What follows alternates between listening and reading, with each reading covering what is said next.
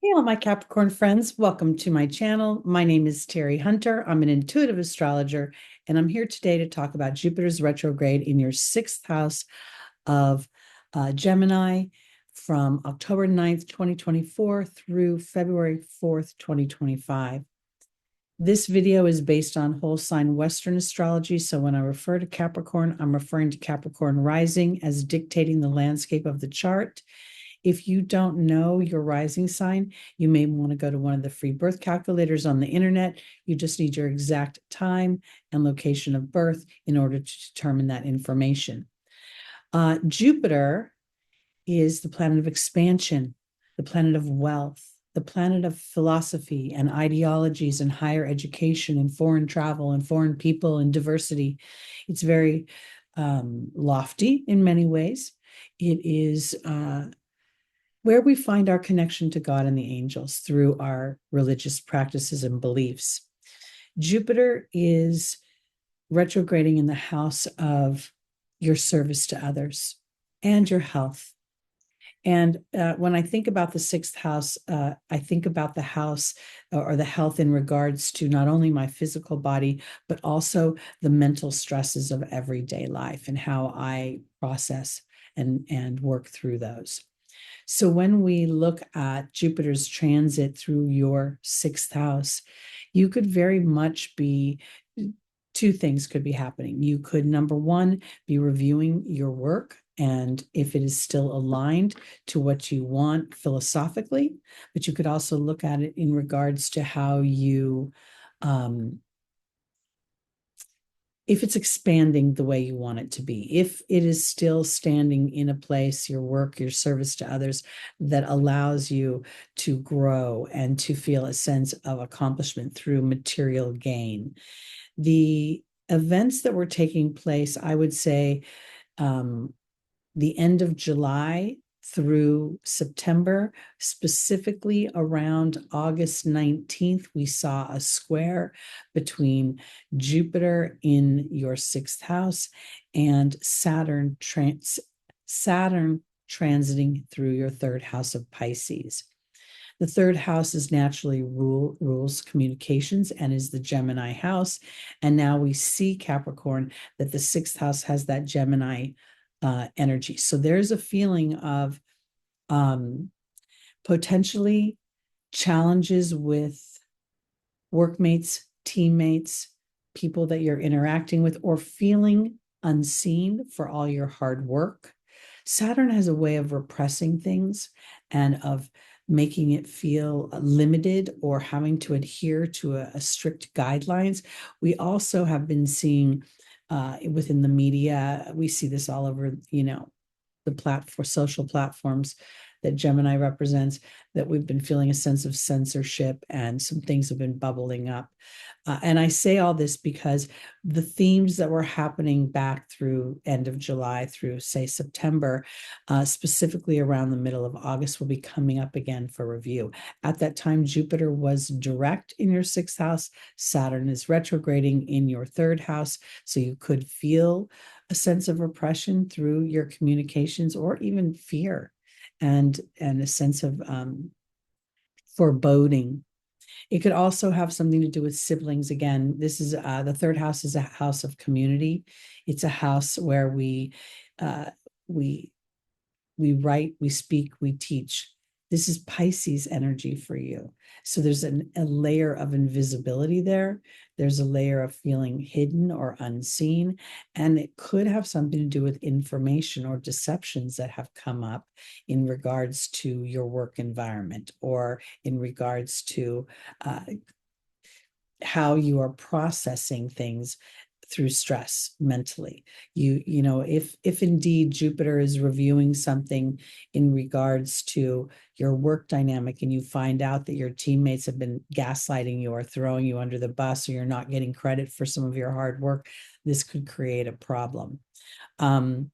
I also feel like on the world stage, these two planets are really representing things that are we're walking through as a country, the United States, and as a world at large, meaning your ruling planet Saturn being retrograde and now moving forward squaring Jupiter could have a lot to do with the president, the House of Representatives, the Congress, all these governmental bodies having challenges with one another as they're trying to sort out this election, because all of this is happening during the election. The second retrograde with Saturn takes place on December 24th. And this is at 14 degrees. Now Jupiter is retrograde and Saturn is moving forward. Again, this is highlighting your sixth house where Jupiter is and your third house where third house of Pisces where Saturn is. Saturn is also tasking every one of us as it transits through Pisces to create a very strong communication with our heavenly team, with a sense of our soul within. Saturn ruling history here, ruling ancestral history in the sign of Pisces. So you could find that part of what you're walking through, Capricorn, is anchoring in new beliefs as Pluto has transited your first house and really changed a lot of dynamics for you permanently. You know, a real butterfly effect here, meaning there's been a transformation and now it's about stretching your wings. We have a favorable dynamic of Chiron in your fourth house of home supporting Jupiter in your sixth house. There's a sextile. This starts on October 9th at the 21 degrees when Jupiter moves retrograde, pretty much slowing down in the sky, standing there, sort of looking down on the valley and deciding where the details need to be extracted from. Jupiter is in detriment in Gemini. And at the same time, there's this feeling of the detriment really comes in and getting too excited about the big ideas and not digging into the details. But the sixth house is about details. It's about analyzation. It's about process. So here, I think this is going to be, has a lot to do with your work, how your work is affecting your health, how you're handling stress from your everyday life and potentially your interactions with others. Now, Chiron in the fourth house represents the wound. And maybe you were raised in an environment that said, it doesn't matter whether you like the people you work with, just buck up and bring home the paycheck. And you're at a point now where you're like, hey, my life, my time matters. So you could find that what's happening is that Chiron transiting through your fourth house, sextiling your sixth house is giving you an opportunity to extract wisdom and understanding and evolve past an old story. That fourth house is super powerful because it not only represents our family of origin and how our maternal experience affected us in our home life, but it really does represent the countries we're born in and how those countries set a structure for us. So I do think that while we are walking through individual situational events that give us opportunities for choices as a result of these aspects and these squares, I do think that the bigger picture of government and how that is run is affecting us as well and will continue to affect us. Jupiter will square Saturn one more time in 2025 in the springtime, and we'll address that then. But for now, this is really a review, a revision, and potentially a rest from the themes that you were experiencing back in the summer of 2024, and an opportunity to implement new ideas, new ideologies, new business philosophies, new ways of taking care of your mental health. You may find yourself implementing more meditation or listening to inspirational material as you're going into the office. Got the third house of short-term travel, sixth house of work, to help you deal with the people that are not used to your transformation. Because I do believe the people that are watching, especially Capricorn, that are watching this kind of content, have probably opened up your mind and might be just slightly tired of being the responsible one, being the one that shows up, being the one that, you know, makes everything better when other people are potentially not holding up their end of the situation, their end of the relationship, their end of the work dynamic, their end of the project.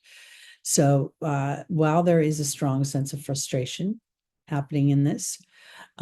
There is also opportunities for awareness that support a bigger version of myself, which is what will happen for you when Pluto moves into your second house and starts to give you an opportunity to use your skills and use your powers of building and reason and leadership to build even more material resources for yourself as we move forward.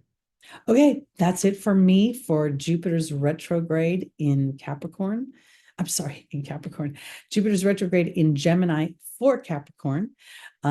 If you'd like to book a reading with me, or if you'd like to join me on Sunday mornings. I do a live every Sunday at 11 a.m. Pacific time. That's where we look at the transits ahead, and then we pull a tarot card and do an angel reading for each sign to get the angel's advice for how to traverse the transits ahead. Please like, please subscribe, please share, and come back for more content. Don't forget to hit the notification bell. All right, Capricorn, I'll see you soon. Have a beautiful Jupiter retrograde.